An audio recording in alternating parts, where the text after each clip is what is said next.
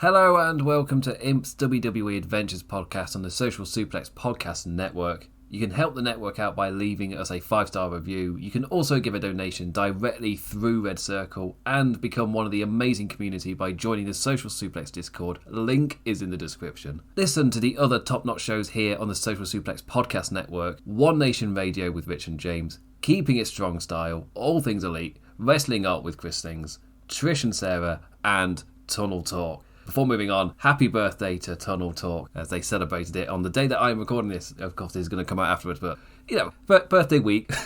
Birthday week. So you can listen to their birthday week episode. Birthday week's a thing. Also, a congratulations to Trish and Sarah as well. As every single week I've kind of been promoting how great post-wrestling has been, and also just want to give a massive shout out to how well Trish and Sarah have been covering all the stuff to do with the lawsuit continued as the news has been continued to come out. So I'm very happy to be a part of a network with all these amazing people as well. Anyway, my name is Matt Mayer, aka Imp, and this is your quick look back at the WWE week that was. No NXT this week as I've got too much to say about Raw and SmackDown. And when it came to watching NXT, I was just like, I'm already pushing it with my format. I'm already pushing it this week. Anyway, 30 minutes so I can get back to my party of all barbarians in Baldur's Gate 3, where every problem is resolved by hitting it. And oh boy, let me tell you, there's been a lot of hitting. Turned Will into a tiger barbarian. He can jump.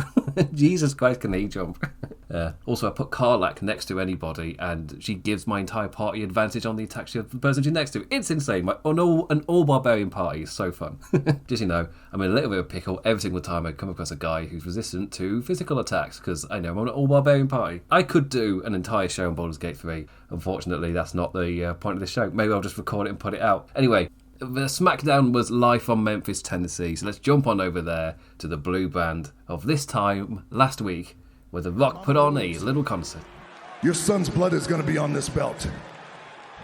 And when that Rock is done whooping your son, and Roman is done beating your son 1, 2, 3, The Rock is going to take this belt full of your son's blood, and he's going to walk over to you. Mama Rhodes, The Rock needs you sitting in the first row so the world can see.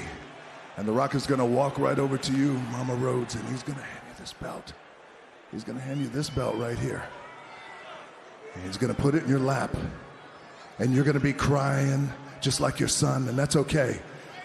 Because then The Rock is going to whisper in your ear, Mama Rhodes.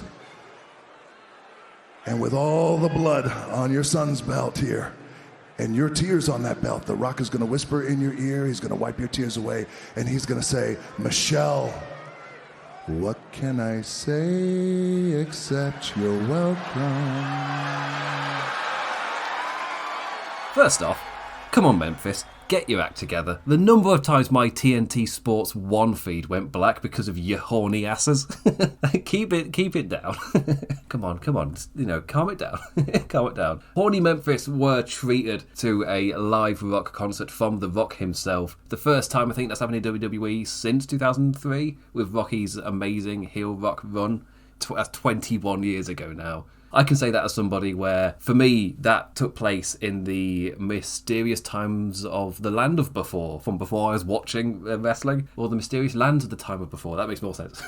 But it's been a long time since we've had a Rock concert. So pretty certainly didn't do anything like it with the John Cena stuff. He was in Fruity Pebble mode at that point. But I feel like this is like every single week it's been like little additions to The Rock, but it felt like this week there was a huge step in just really leaning into the character fully, not just in the way that he's playing it, but in the way they're presenting him as well. I feel like that was the shift this week. Last week was him as a performer really leaning into the character. This week it was the full presentation also leaning with him. So as he walks out, it did the same intro as it did last week, but instead of kicking into his 2011 theme, it instead kicked in to the heel Hollywood rock rhythm as we wound back the clock 21 years to that amazing character. Funny how him playing a baddie has now turned the fans fully embracing again. But at the end of the day, the thing that made him popular in the first place was being an absolute asshole and a dick, essentially. And that's what his character is. This is him being all of those things, just reminding you why The Rock was so popular as he was. He was a bellend. The Rock wasn't the guy who came out who made funny little jokes with the really protected brand of being such a good guy, a hero for the fans to cheer. The guy who comes in and just saves wrestling, gives it a big boost, and he does it. Or like he's not doing it for anything for himself. He's doing it for the good of wrestling. He's just that good a guy.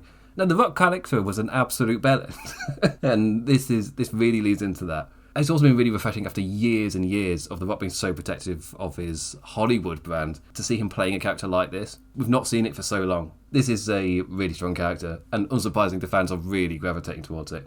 In the promo itself, positioning himself as the final boss, he's telling us what's going to happen to Cody through a message to Mama Rhodes, a Rock-style Cody belt to whip him with in front of his mama, promising to use the Moana lyrics on Cody's mum after he whoops his son bloody at WrestleMania. The way that The Rock delivered those Moana lyrics as well, for him to then completely twist it and to look into the camera and deliver it in such a creepy way. It's like, oh, that was really good twisting on the way that song is meant to be delivered. But the actual concert itself, they had country guitar person. I'm English. Country music might as well not exist. The country guitar guy, the guy on a harmonica every now and when, yeah, oh yeah, cool baby, stuff like that. Just little inserts. But yeah, the actual concert itself, I really enjoyed it. The Rock coming across as a dick is the best thing that can happen for the Rock character, and really leaning into that here was such a good idea. The Memphis crowd ate up everything. They're wild hot for him. They're a really good idea for it as well, for The Rock to just remind them of his history, just so people were there who weren't aware that The Rock did start out his entire wrestling career in Memphis, just to really, really make sure that everybody's on his side as he delivers all of this stuff. Because, of course, when they go to Monday Night Raw, they're all going to be behind Cody. So you get that nice visual difference between the two. You know, for me, that's something that works really well in builds to big matches. Like, look at the run into CM Punk versus MJF when they go to Long Island and suddenly you're in an arena which is all for MJF. Like, he's our knobhead. He's our dickhead. He's ours. It means so much to the build when you get to see that. But this has Rock with full spotlight on him. It's all about him. It's his moment. He's the one that's going to whip Cody. He's the one that's going to do all of these things to him. And I feel like in terms of here and Roman having a bit of an issue at WrestleMania and that bubbling under the hot spotlight of everything, it's not just building up the animosity which is blatantly there between Cody, Seth and Rocky. It's also setting the seeds for Roman too. There's all of this stuff that Roman can easily use. And it positions Roman as the company guy as well. The Rocky is the dickhead here. He's the authority. He's kind of just stealing all of the spotlight, whatever. The actual song itself, Memphis kind of ate up absolutely all of it. It's your typical Rocky stuff. It's still the same thing of when he last came and did like proper insulty promo stuff when he's running with John Cena, where you got that feeling that nobody else is allowed to make the same kind of jokes that The Rock is. And somebody within a feud with him has got to be allowed to go to that next level. So you saw that on Monday Night Raw where Cody's given a bit of material to kind of step out a little bit. But once the program's over, what kind of happened last time was that nobody was allowed... The boundaries of what could be said within the feud were allowed to be pushed. But once that had finished, it's all right back to PG. No one's allowed to push anything out. And it just kind of feels like, oh, if one person can do it, the rule kind of should be that anybody can do it as long as it fits their character. And that's been kind of like one problem in the past with the Rock characters. He felt like he's the only one that's allowed to jump to a certain level of insult. AEW is a great example of not every single character swears or says the word shit, but because anybody can, when they do say it, you know that it means a lot. Whilst here, sometimes a lot of the animosity gets quelled a bit because they've got to say a word like crap or whatever. Like, the only insult they are allowed to say, the only one they have in their vocabulary is bitch, and it is kind of like mocked, it is memed. But whilst they're in this like such a strong invested world where they've got to really be careful with the advertisers, be as friendly to kids and everybody as possible, they can't do what AEW's done. They have to stay within their wheelhouse.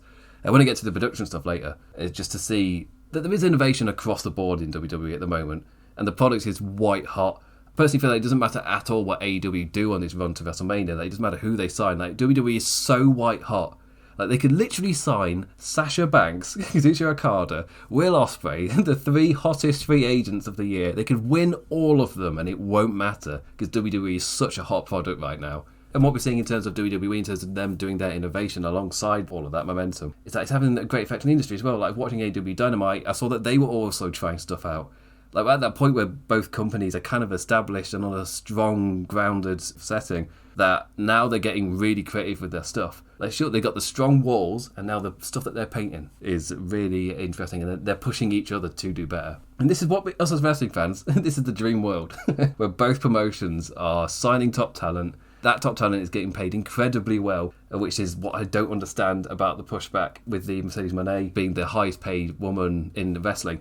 and Kazuchika Okada getting such a high contract, you do know that now that's great for your people in WWE as well, because they can now go to their bosses and say, well, I can go to AEW and I can get this much money. Or Thingy Bob has gone here and they're getting that much money. Therefore, I am asking for this amount, or I know I can get it over there. Which is great for the talent. They have a lot more sway. They have so much more say in themselves here. It gives them so much more power. And that against a corporation is so good. WWE being a monopoly was horrific in terms of that, the rights of the actual wrestlers and the workers. This competition is huge in that regard, to give them so much more say, so much more control and power. In the WWE, they're so massively underpaid. It's insane in a way. What's happened with the Mercedes Moné stuff and the Kazuchika Okada stuff, that's great for everybody, including WWE wrestlers, because they can now demand more from their own employers. But yes, the Rock concert. Slight tangent. I personally enjoyed it. I enjoyed the stupid little fun. It's one of those ways, it's Rocky humour. If you don't like the Rocky humour, you don't like the kind of jokes that he makes, then you're not going to like this one, because it's the exact same level of stuff. It's exactly what you would expect it to be. Anyway, in terms of the rest of SmackDown, we'll get back to the Cody Rock stuff via Cody's side of the promo. The main event of SmackDown, with the other big thing to talk about, was Bayley versus Dakota Kai. The Bayley versus Damage Control feud finally got a spotlight again after weeks of what felt like, well, it was a couple of weeks of bubbling on the down low as the Bloodline took all the spotlight. But it kind of felt like it was getting pretty popular and the fans were really behind Bayley and Damage Control. But the past few weeks where they've discussed character stuff and had it bubble, it felt like almost that was a TV show telling you what you're meant to care about in terms of certain levels, in terms of what's going to be the main event. And this is not like they're telling you what you think you should like. This is basic TV stuff. And that's one of the biggest problem I had with that Vince statement of, you don't like what you think you like what I tell you what you like. That's him believing his own stuff way too much. He's sniffing his own farts, way too strongly there. That is actually just basic television stuff. In terms of the amount of time you dedicate to a segment, to a character, the way that you frame them, you shoot them, the kind of dialogue that you give them. In wrestling, the wins you give them, but not just the wins, the kind of wins and the way that the commentary talks about those wins and the character and everything. You decide who gets that investment. And sometimes there's an outside force, because wrestling is what makes wrestling so cool and so different to everything else, is that those outside factors do feed into it. It's the reality of professional wrestling, which gives a shout out to Super Eyepatch Wolf as well, because he needs a shout out from me, not the other way around. The reality does feed it into professional wrestling. What they've done here with Damage Control is a bit more of a subtle shift. But if you go to social media, you can definitely see that people have noticed that investment in them in terms of giving them TV time wasn't there. Which is partly why when you see the shout for, they should main event, but that hasn't happened through the TV show. That's like an off-TV thing, where the TV show is telling you the way that the amount of time dedicated to a thing, that the main event of night one is going to be the Bloodline versus Cody and Seth. And it's dedicating TV time to it to tell you that you should be invested and interested in this. That's not a evil, we tell you what you're meant to like. And that's basic television, trying to get your audience as invested, or the most invested in the segment that you're going to be featuring the heaviest, or the characters that you're going to be featuring the most, or the arcs that are going to be the most important throughout the course of the season. Basic TV stuff, which it feels like, now Kevin Dunn is gone, this current production understands all of that stuff. We're not getting anywhere near as much accidental spotlights of certain aspects and things that we were getting under the Dunn/McMahon era. This is competently written television. And because of what we've come out of, it feels incredibly innovative. When in reality, it's basic stuff. We're only just now, in terms of the production stuff, we're now reaching both AEW and WWE, trying out new things almost every week, which is great to see. As a fan, that's again, I said it earlier, that is the dream scenario, where they're both pushing each other to be more creative all the time, and not just with their in-ring product or their storytelling, but also their production. But that's a basics thing. It's basic television to purposely give the characters that aren't going to be as heavily featured in the main spotlight, you just don't give them as much TV time so that fans automatically just don't care as much, they're not as invested. Quite genuinely, the TV show in my head is Supernatural that I'm thinking of, in terms of different characters over the course of the season. And I'm pretty certain it's Tunnel Talk's fault. I'm pretty certain that's the one in there. My brother has also happened to have been rewatching the entire series because he's crazy. Quite genuinely, my brother, I know it's a tangent, my brother never finished watching Supernatural, because he knew once he finished watching that final season, and that was it, no more Supernatural, so he never watched it. So now he's rewatching the entire thing so that he can rewatch the final season, which is that sounds nice and kind of thing, until you remember there's 15, 16 years of that thing. That's a lot of Supernatural.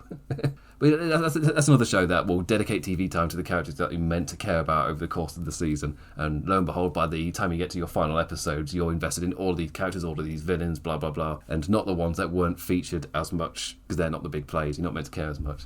Unfortunately, the Damage Control stuff has just not had the TV time dedicated to it, so it screams that. In terms of the match itself, the numbers game at play in a little preview as to how WrestleMania could go down with the odds against the challenger, just against a different lass with Io at ringside working distraction until it all blows over. The main event ending in DQ, ushering a goodies run out, Naomi out first, but the numbers still too much. Io's moonsault connecting to the face of poor Bayley. Good lord. The lack of Belair was all set up last week with the post-match shenanigans, through her talking to Naomi and showing no empathy for Bayley after she went against Damage Control last year. Like the year prior was Belair on the bad end of Damage Control shenanigans, and Bayley was the head of that. Characters actually living in this world and the consequences of actions meaning things and there being continuity. It makes sense, all the sense in the world, that Bianca Belair would not just jump to Bayley's side. Like, she did all of that shit to her, why would she jump there? Or at least she's hesitant to do so. It's going to take something more for her to get there. Which then sets up Naomi making the save tonight. The angle clearly worked a treat, with the fans chanting EST for Bianca. Now, the pressure for her to team with Bayley can naturally bubble up. For me, that crowd response was an exact little sign of, nailed it. Because that's the feeling that you want. You want the fans to want Bianca to jump up and defend by Bayley's side instead of her just... It makes no character sense for her to just do it. In the Vince era, she would have just done it because, continuity existed. You're lucky if it existed outside of 3 weeks. But here, we're talking over a year ago and we've got this continuity with Bianca and Bayley, and they're building up to have the fans want Bianca specifically to tag alongside Bayley, or at least to fight against Damage Control. And this is proof they nailed it. Didn't need any rant, didn't need any promo from anybody to set it up. They'd technically... The backstage segment from last week set it up perfectly. The fans were all on that right side. Speaking of teams, the WrestleMania 40 Tag Team Championship qualifiers going on SmackDown. Legado del Fantasma, Angel and Berto versus LWO's Wild and... I've completely forgot he's called Cruz del Toro. I've been calling him Raul Mendoza this entire time, not realising it had a name change. Also, poor Humberto Carrillo, who's now just Bert. It's Berto. Bert and Angle. Poor Bert and Angle. The feuding factions dueling over a spot that could guarantee one of them faces different teams in Philly. Oh, what an opportunity. Escape the Vortex, my friends. A big pop... I personally don't expect them to escape the Vortex because of what this night set up. A big pop and a big old kick to the sternum for the win for our baddies. A seesaw battle, as Graves described it. Toro shoved into the barricade to stop him being able to break the pin. It was a fine match. We've just seen these fight a lot, and at this point, there's not much difference between all of these different fights. I've seen LWO and Legado Fantasma fight so much, I'm just ready for the WrestleMania big schmaltz, whatever it's going to be. The other match was New Catch Republic versus Pretty Deadly. No entrances for anybody. Wrap it up quick, chaps. At least they got a nice wide camera angle shot panning down from up high. Birmingham and a poor Elton Prince as Dunn and Bate grab the win. The Birmingham boys advance to face the Legado lads in the bracket final, and that's why I don't expect this Legado Fantasma or LWO kind of split to be full. I'm expecting LWO to cost Legado next week, and the Birmingham lads advance to WrestleMania. This WrestleMania kind of ladder match is starting to be the lads that Triple H loves all together in one big match. LA Knight got a little promo time out on the stage, transitioning their feud out to in front of the fans after a couple weeks of Knight getting mad at televisions. Knight made his frustrations public as AJ Styles is yet again not on Smackers. A nice little bit with AJ flying to Australia to take him out, only to never show his face on Fridays ever again. The ultimate heel ducking. The ultimate move. And this isn't like the Undertaker can't show up, so Bray's got to do the entire feud by himself. No, it's an amazing villain tactic. Just, you hit him, he sets up the entire match. You never have to show your face. You're just sitting there back healing. And yeah, then you get your whole WrestleMania build done by him just being annoyed at you. And you didn't have to really show up at all. You just cash those checks. And Knight uses the absence to fuel his WrestleMania challenge for AJ. The man getting himself his big WrestleMania spotlight. I feel like it's a spotlight the LA character kind of really needs. There is the whole conversation about, does the LA Knight character and the way that he is have a strong place in the main event in the world where The Rock does exist? He had a lot of like callback little parts about him when The Rock wasn't there. But now The Rock is here and he's seen the real deal. Where does Knight kind of fit? The way that I'm talking about this match, it's like I've already settled for, AJ's going to put LA Knight over. But this is WWE, so let's not forget. I don't know why I'm stuck on 2013, the WrestleMania in New York, or wherever it was, New Jersey, where they had Mark Henry just beat Ryback. Sure, Ryback was the guy who was gaining a lot of momentum with the fans. At the end of 2012, they put a lot of stock in building him up. He faces Mark Henry at that point, like towards the tail end of his career. And yeah, sure, let's just have Mark Henry beat this rising star, it's like, who in December and whatnot, and was rising the ranks fighting CM Punk, the world champion, who at the Royal Rumble was number 30 and was a big deal. Like, I think he was in the final two, John Cena at the Royal Rumble, and then Mark Henry just beats him at WrestleMania. Because, lol, he didn't see that coming. Wasn't that a nice surprise? You know, it was a surprise, but I thought you were meant to be building your new stars, and now you've just completely curtailed him. And if I'm right, even after WrestleMania, they had Ryback turn against John Cena to a huge pop from the fans, but they just had him lose to Mark Henry the night before. That's what I mean by, it wasn't just like 2015, 16 onwards. Like, WWE was strange for quite some time before it. The thing just didn't make sense. Logan Paul accidentally convinces Nick Aldis to set him up with 2 challenges for WrestleMania. The poor lad's now got himself a stage against Kevin Owens and Randy Orton. Paul working with Waller and Theory to work distractions everywhere in Orton's match against the Aussie, only to then face the consequences of his actions. Paul Heyman doing his best to make everybody break with his jump scare reaction to Kayla's slide in. Also a nice little way to show that he's on edge. When Kayla jumps in to just give him an interview and he's like, oh my god. I don't think, but that's a nice little way. Just the Bloodline's meant to be like the most stable and strong that they've ever been. Yet Paul Heyman has that reaction to Kayla and is a performer that understands a lot of the little things in terms of character reactions that can tell you information about their state. That's a nice little way just to feed in that. But why is Paul Heyman so on edge? If everything is so strong and everybody's so confident and the Bloodline is so stable, why is Paul Heyman that on edge? Anyway, that's the end of SmackDown. Doing a really good job building up stuff for WrestleMania. And it's all falling into place. And obviously this show kicks off with Rocky and his performance, which you can just watch on YouTube. That's the thing with modern day WWE, like with a lot of these segments, you don't have to watch the show. Like, no, you can pop onto YouTube or TikTok. Just watch the quick segment there. Anyway, after that we're going to jump over to Monday Night Raw and Cody in a full-on black suit.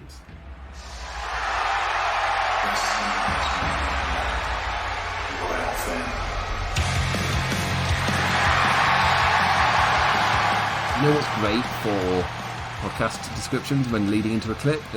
Normally when you lead into a clip, a visual lead-in. Probably not. Yeah, here is Cody in a black suit. Yeah, that's not like any use to at all. It's an audio clip. You're not back. When I said that, you didn't then see Cody in a black suit. Why did I lead in like that? Anyway, Black Suit Cody answered Rocky's sing-song. Proof of just how good at this Rhodes has become. A promo that did a great job, also paired with Cole's commentary, I thought was also aided it really strongly, of putting the idea in your head of, wait, what if Cody doesn't win? And I've not been on social media like that strong this week, but I wouldn't have been surprised if there was some people asking those questions, like, wait, is there a chance that Cody doesn't win? And that's what it felt like this entire segment with Cody and Heyman and whatnot, and the way the commentary was kind of talking about it was kind of meant to put in there. It's all been framed like, okay, Cody is definitely winning, which has kind of just been the whole framing of this entire story. It's like, okay, we're actually going to do the thing this time. But this segment was all about trying to put a little doubt in there. It makes sense for the Cody character to be experiencing that as well, because, he's not in this outside world of analysing the narrative. He's trying to finish the story. He's not beat by beat breaking it down and making a 4 or 5 hour YouTube video on it. That's not what's going on here. Great reframing of Rocky's apparent self-ownership. Like, you're not being a heel, you're being an asshole. And as soon as I heard that, I was like, yep, feel free to clip those eloquent Cody words for future social media shaming. Cody taking the mocking of his on-screen crying and reframes that too against the backstage crying of The Rock to the board when saving the WWE didn't become the slam dunk PR win for him that it was designed to be. Calling Rock a whiny succubus popped me, but we all know the Pavlovian overhold from the Vince production era. Like, you've got to say the magic word, Cody. That means you're a whiny bitch. There we go. There's your pop. He said the one word that they have in their vocabulary. There we go. That gets you your pop. And then Cody's like, well, I know your mum too, mate. Well, that's enough. And Cody bigging up his own mum. You said that she would be scared of you whipping me like that, but you don't know my mum. She's not that kind of person. For this show here, after Cody's reacted to all of the Rock stuff, there's no Rock, there's no Roman on this show. Paul Heyman is there. He was set up earlier as being there for the earlier Jimmy and Jay segment, which kicked off the show, of which Solo Sikoa was also present. So it made sense just in your head that Heyman would be there for that. I didn't link at all to the Cody stuff. I was like, okay, they're all here for that segment because they're setting up the Jimmy J match. Heyman is there to bring Roman Reigns back into the focus as the figurehead, a much needed dispelling of the Rocky fog that's been clouding everything on this build, but part of me thinks it's also purposeful. And Roman, in what's meant to be like the huge climax of his years-long reign, so much of the focus is on Rocky.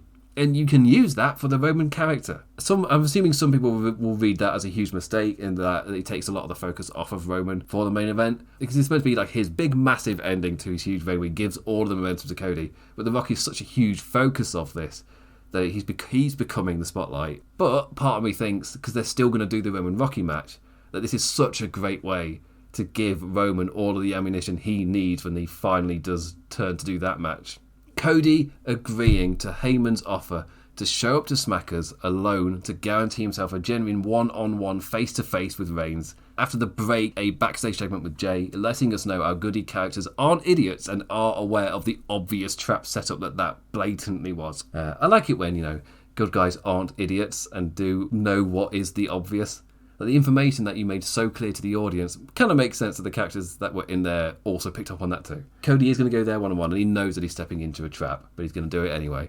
But yeah, the entire point was just to bounce off of the musical act from Memphis and just reframe a lot of the insults to be in his favour. I thought they did a really, really good job of that, of them bouncing all that stuff off to continue setting up the match. I feel like he and Paul Heyman did a really good job of just building up Roman quite a bit. And that's going to really help set up this SmackDown where they're going to have the one-on-one face-to-face. Because even though I'm like, there's been so much spotlight on the Rock that it feels like Roman needs a bit of an up, but this set up them doing that on SmackDown. I'll be so surprised after SmackDown that if it doesn't feel like Roman's like a lot more in the spotlight. Because you got TV time to actually do this stuff. Like those who were saying, those idiots online who were saying, what's the story with Daniel Bryan and Will Ospreay? First of all, you watch the product, you know what the story is, so obviously there's a reason those people who were saying that had to wait 5 days to get their opinions. Instead of having them after the day after the show aired, and suddenly they've got an opinion on the show that aired on Wednesday, days after the conversation moved on. The AEW's aired 2 whole other shows after it. Then you've got such a strong opinion come Sunday. I wonder why that is. But yeah, just like where's the story? Like, you do know that the pay-per-view for AEW Dynasty is not till the end of April. Like, they've got a full month to go until the show. This isn't WWE of 3-week builds. Like, no. AEW have got, like, ages. They've got a full month until their match. I think that's such a long time. And I'm applying that logic here. Currently, Roman Reigns feels like he's had his spotlight stolen by The Rock. And, of course, I may be reading that that's on purpose to give ammunition for the future for The Rock. But it's kind of true that Roman Reigns, in his final kind of climactic part of his reign, his spotlight's kind of been taken away from him. That said, like, it's not WrestleMania now. They've still got time to build up this stuff. And there is a face-to-face happening this time on SmackDown. And a lot of that stuff I feel like will be addressed. Roman gets his spotlight there, face-to-face with Cody, to really build the WrestleMania match. So you still got 3 SmackDowns. As of me recording, the day before Friday, we've got 3 SmackDowns left. Anyway, let's move on to going through the show in order. Opened up with the Usos and their feud, whose story makes no sense because Jimmy left the bloodline first. It's our version of Handsop first. No, Jimmy left first. It makes no sense. Rewriting, so it's Jay who made the decision to leave. When we had weeks this summer of Jimmy trying to convince his brother to leave, of the SummerSlam angle being given the logic of Jimmy protecting his brother from becoming tribal chief, protecting him from what he saw Roman become. Like, nah. Those 2 months of Teddy completely rewritten. Now, it was Jay who left. Fine, whatever. Nice touch with Jay being the brother to show love. Like, the dynamic is right, the visual storytelling is all grand, but the verbal story jabbering makes no line of sense. It's not like it was like something that was shown over the course of a week. Like, this was the build of the summer. And it was the aid of Jimmy, knowing he had his brothers by his side, that he was finally able to super kick Roman Reigns he left with Jimmy. Jimmy left first, and then Jay was like, fine, we can do it. It felt like the big brother finally was able to pull Jay out. And then like, Jimmy's entire run, like, he came in second, and it was like he was never fully convinced. Their storyline was done so well throughout the bloodline, and now it's been completely reassessed, and that makes no line of sense because that one huge thing, Jimmy left first, completely falls apart. Jimmy left first. This is what it used to be like in the Vince era. You'd be watching a segment and go, wait, that doesn't make no sense because that's not what you showed on the TV. That's not the vibe I was given. Why is this happening? Like, that was the Vince era in a nutshell for so many things across the board. Just continuity and logic just wasn't there. Sometimes it's just nice to just wind back the clock and remember what it felt like. And this segment did that. You're watching it, you're enjoying it, then think about it for a second, like, but Jimmy left first. That makes no sense. The WWE Tag Team qualifiers for Raw, we opened with a DIY versus the Creed brothers. Good lord, these new themes are atrocious. Both these teams' entrance music actively working against them. Like, not just in terms of their characters, but they're so crap, they're like a hurdle in front of the axe getting over. Luckily, all four absolutely stellar in the ring. This match was amazing. But, you know, a pretty basic statement to say the entrances should be in service of the characters instead of being a hurdle to get over and then you watch them wrestle and then you get into them. DIY, the experienced flowing team, the Creeds given the spotlight as the incredibly impressive young innovative team on Showcase. As great a team as they are, the young lads' biggest moments came from each other's solo displays, which as the match progresses, because they were given time for it to elaborate, comes into fray. The double DIY submission powered out into a damn impressive double fireman's carry launching the lads into each other. Also a big pop for the double moonsault that followed. Seeing lads the size of the Creed brothers doing Young Buck spots. It's like, oh, that is really impressive. The Creed brothers undoing, coming from that team experience when that came into play at its highest point towards the end of the match. A back and forth counter reversal roll up conclusion. DIY getting the win. Entering the Triple H Black and Gold era NXT ladder match spectacular for WrestleMania. I mean, something that maybe takes me from feeling a little bit. Awesome Truth also qualified on this show, facing Indus Sher. Hey, not all tag qualifiers are created equal. This one was just a silly little bit of fun to get Truth and Miz into the WrestleMania ladder times. R-Truth winning by getting knocked out and falling into the pin. There's your proof. It's a silly little fun. Candice LeRae continued her baddie turn this week, going on a physical rampage after her verbal tag from last week. Katana chants may be hurting her knee, but nope, it was all a setup for LeRae to viciously snap in, take advantage for the win. Like, hey, it's just nice to see Candice get an actual character. I'm all up for her having an actual character with something to actually play with. The IC title match contract signing came next. What a segment this was. The segment preluded by a backstage chinwag between Chad Gable and Sammy. Gable aired his frustrations that this just means more to him. Not only does it mean more to him, but he's equally frustrated because he doesn't believe Sammy can beat Gunter, which then directly feeds into the contract signing and what Sammy says to Gunter once he's sat there in front of him. People not believing in him, not believing he can do it, that kindles his fire. Gunter just confidently and cockily feeds on all of Sammy's fears. So well done. Sammy stepping up and amping himself up that he can. But commentary hammers home after questioning if he's just saying that or really believes he can beat Gunther. The segment then transitioning with one top tier shot. A single shot walking behind Sammy as he speed walks past the curtain, through Gorilla and backstage past R-Truth and friends, transitioning like it's Holby City as it stays with... Yeah, you Americans are going to get that reference. As it then transitions to the new characters and they do their little segment and then we walk out with the Awesome Truth for their entrance all in one single shot, starting with Sammy walking backstage and finishing with Awesome Truth in the ring. It's like such well done. The done is dead and well below the dirt. It's so good. After said tag match, we follow Sammy into Chad's path, seeing what was really the seed of his words for Gunter, directly asking Gable why the man thinks he can't beat the IC champion. It was all tied in well together, and for me that's why I made the note of the commentary hammering it home. Just, is he really saying it, or like does he really believe it? And when he goes to Chad Gable afterwards, you can tell that maybe he's not assuring himself of his words that he'd like us to believe he is, or as much as he'd like to be. As for Drew McIntyre, he got interrupted by Seth Rollins before he could even step through the ropes. Poor Scottish lad. Seth mocking Drew's words from the week earlier, fully owning that he's a spotlight junkie. But he's owning it. He's not saying it in a negative way. To Drew's dismay, as he's now just ready to simply take Seth's title at WrestleMania, it's not his fault if Seth won't take things seriously. Seth biting back that he didn't mean this all like this as a joke, because this is what he lives for, and that's the prestige he's tried to give to the title. Drew's character on side of that as a workhorse title worthy of him winning, but not happy with Seth bringing the need for the spotlight as a factor too, which is a perfect setup for Seth to remind us that a core conceit of Drew's character is his hypocrisy. What he's just told to Seth, like, that is exactly what Drew does too. And Drew is one of the most grounded characters in terms of the things that he says, points out with other characters. He puts out like so much of their genuine flaws, and he feels like such a grounded character because of it.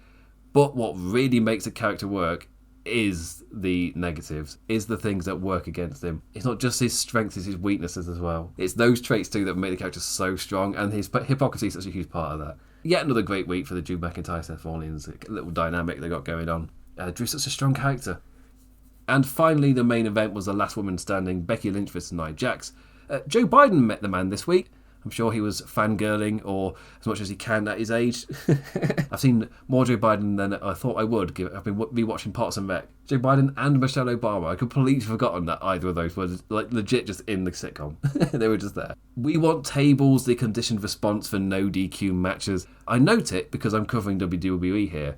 But really, it only irks me when the chants pop up in AEW. Like, I hear it in WWE and I'm write the jokey things like, oh, here we go, here's a conditioned response. But in AEW, it feels like here is a conditioned chant from the other place. It doesn't feel like something that belongs in AEW. And part of the reason that the chant lasted as long as they did is just because the product itself wasn't that interesting and fans were entertaining themselves. Wasn't as much to get invested in, so fans would entertain themselves with chants like this. In AEW, that's not the case. But it's a conditioned response in the current WWE era, so the fans kind of translate over. Anyway, the table they had was not playing ball, so always fun to have a wild card at play. A main event, Nia Jax extending her streak to 2. A great Samoan drop into that corner, crashing through that table the crowd wanted so damn much. But lucky them, they got 2 tables. Lynch getting her own moment with a damn well-shot manhandle slam off the apron, crashing both lasses through another table. Cameraman was by the announce table, nice and level, kind of squatting down a little bit, like he's interviewing a wrestler, with the table and then looking up. Bex then, with a leg drop off of a ladder, crashing Jax through the announce table to a great pop. Honestly, it was nice to see a last woman standing match ending in a non-screwy finish. Just because he got, especially in WWE, so many times a last man standing match, we were like, we need something big, we need something huge to end it with. And this was just, we're just going to beat the crap out of each other, and then I'm going to hit this huge leg drop off this ladder, crash through the table, and we end it on the caution to the wind spot after we've both just crashed each other through tables and tried to beat each other up. I like that as an ending to a last woman standing match. I think it works really well. Lynch's leg taking a knock at some point, maybe off the ladder, maybe through the table with the manhandle slam. But yeah, at some point, it took some form of knock as she stands on one leg for the closing stare down with Rhea Ripley. So I'm not saying that this is is there a chance there could be a problem with this match? I'm saying that, if anything, it just adds to their story nicely with a perfect addition to the visual. Like, it's such a perfect additional little visual to the story that they're telling, of Rhea Ripley being able to just sit back with her beers in the back and have a great time hanging with the Judgment Day, whilst Becky Lynch is picking fights left and right to a point where she's having a last woman standing match just a few weeks out. And she's been having constant fights with Nia Jax and Liv Morgan, and she's getting increasingly worn down as the weeks go on. And now, where she stares down Rhea Ripley, she's hobbling on one leg. It may not have been a planned visual, but it adds to the story so perfectly. Where I was like, just use it, use that. That is so perfect for the story that you're trying to tell. The visual tells everything. I mean, I'd love it if Rhea Ripley literally just walked out with a beer can in her hand or something, just to show how relaxed she is as a champion. Like, I'm not picking any fights. I'm just having a great time here. Anyway, that is the end of Monday Night Raw and the end of this week's show. There is no NXT this week, and looking at the time of recording, I'm 100% right. Absolutely nailed the time of recording I try and go for. But yeah, so Monday Night Raw was so far WWE in a really good balance of setting up WrestleMania, or at least setting up notes, which then Monday Night Raw just bounces off of and sets up SmackDown as well. So there's constant to and fro of just continued momentum. There's not been much of a stall in that. The time you feel the stall the most is like mid-card of SmackDown. Whilst you're watching the show, and maybe especially the last couple of weeks when Damage Control weren't really being heavily featured, That middle just felt pretty weak. This week wasn't as bad, but it's not felt. I'd call that the biggest lull type of thing. There's just like the mid card of SmackDown just feels a little bit like you get your Logan Paul stuff and your Bloodline stuff, often bookending the shows. As soon as they injected Damage Control back, it's like, yeah, that's your third thing. You properly needed that as like a core part of your show that's having time dedicated to it. These should be like the three things that all feel important. But they were kind of like limiting the TV time a bit for Damage Control, when really for me it should have been like a focus part, like it was this week. Also, both shows main evented by women's matches. And it's so just like not a big thing that's talked about that I feel like that's the best world in terms of presenting them as equal. Is that we're now at a point where both SmackDown and Raw main evented by women, and it's not even like a no, like it just is a thing, and we just talk about the matches and we don't talk about that fact. But it's a nice little applause. It's like, yeah, we've done it. We've got to that point.